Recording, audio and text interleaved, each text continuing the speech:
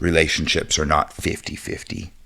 The relationship in that would be 50-50, meaning I'm just as responsible for my reality as I am responsible for the relationship's reality. So like, if I'm aware that our relationship is requiring some version of me to work on, and I'm just not doing it, I'm not doing the 50% that I need to do to like make sure I'm my highest version in the relationship.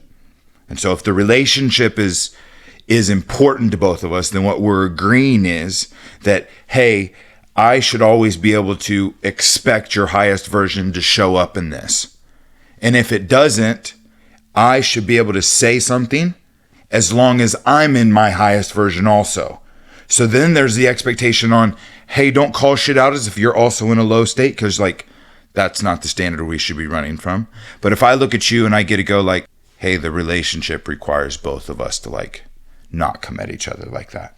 So like, go do what you need to do and I'll go do what I need to do so we can come back and we can communicate the way that the relationship deserves for us to communicate. And I recognize that I can't do that right now, so I'm not going to with you, and I'm going to then verbalize. So there's like just as much expectation as there is self-responsibility.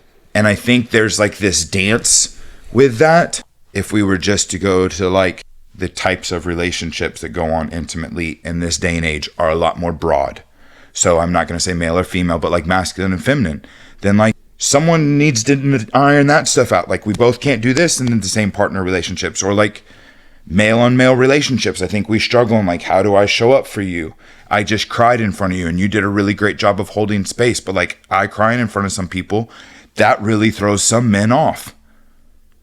Should I be responsible for what my crying does for you? No, not necessarily, but like, because then I'm giving a version to you that's not real.